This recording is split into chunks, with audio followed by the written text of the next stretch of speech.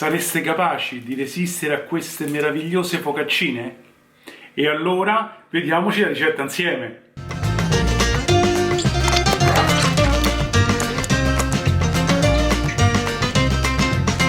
Carissimi amici, buongiorno e di nuovo bentornati nella mia cucina. Avete visto che ricetta fantastica, questa è veramente super golosa, però non perdiamoci in chiacchiere, vediamo subito il video e alla fine della ricetta poi ne riparliamo. A dopo!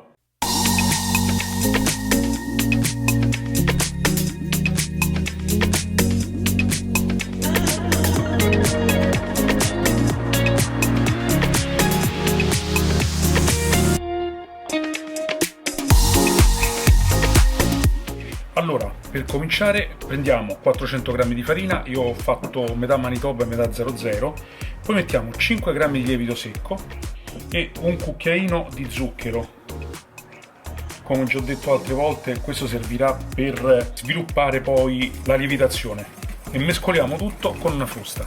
In un'altra ciotola invece mettiamo il latte tiepido, l'acqua, sempre tiepida, l'olio extravergine di oliva e mezzo cucchiaino di sale e mescoliamo.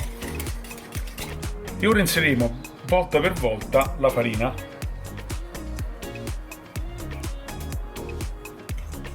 e ci aiuteremo con una forchetta.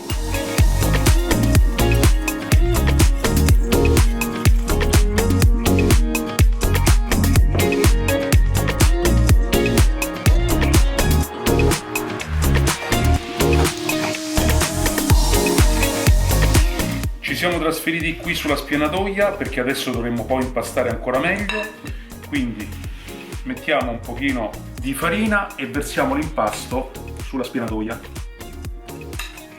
e continuiamo ad impastare.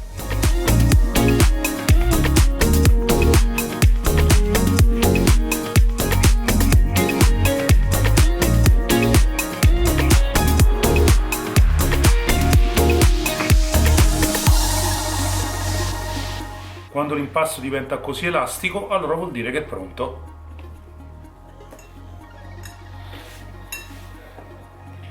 Facciamo un'incisione a croce, come ci ha insegnato Benedetta Rossi, per vedere la lievitazione, e poi copriamo con la pellicola.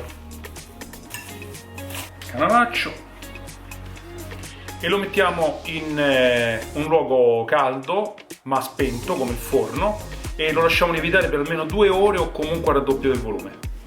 Allora, sono passate 2 ore, come vedete l'impasto è praticamente raddoppiato e adesso lo metteremo sulla spianatoia e lo stenderemo con un mattarello.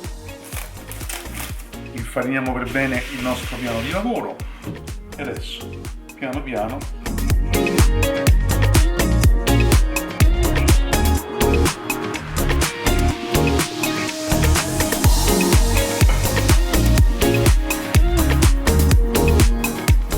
dovremo stenderlo mantenendo, ecco, uno spessore come questo di circa mezzo centimetro.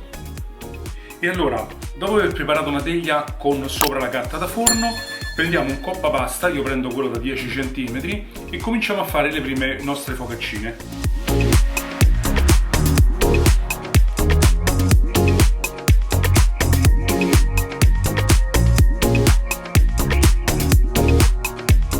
E ora li andiamo a posizionare sulla teglia.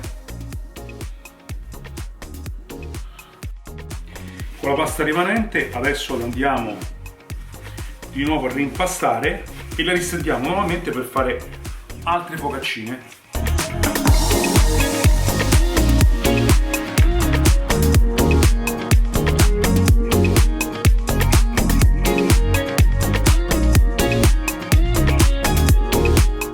E ora, una volta finito, li copriamo con la pellicola per bene.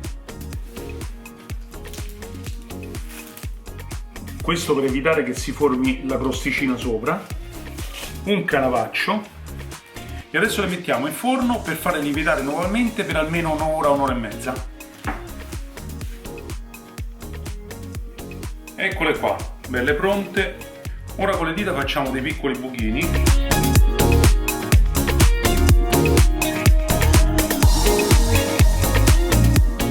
poi aggiungiamo un pizzico di sale.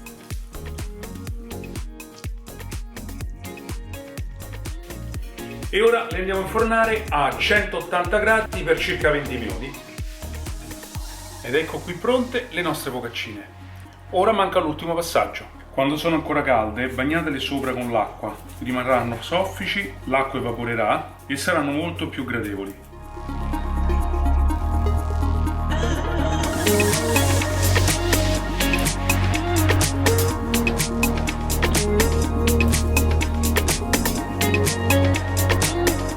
Buonissime. Allora io ve lo dico prima, io vi ho dato le dosi per una ventina di focaccine, ma secondo me dovrete fare il doppio perché non ho fatto in tempo a sfornarle. Ho fatto la prima prova che avete visto, sparite. E allora fatene sicuramente il doppio perché queste veramente vanno via come l'acqua.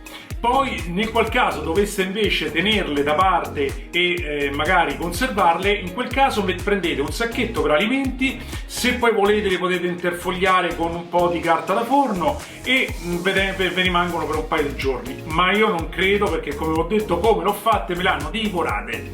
Io spero comunque che la ricetta vi sia piaciuta, come avete visto veramente è super golosa e quindi a questo punto io vi ringrazio di avermi tenuto compagnia fino a questo momento. Se la ricetta vi è piaciuta spaccate i like, mi raccomando, condividete e se è la prima volta che mi venite a trovare iscrivetevi e noi ci vediamo alla prossima ricetta.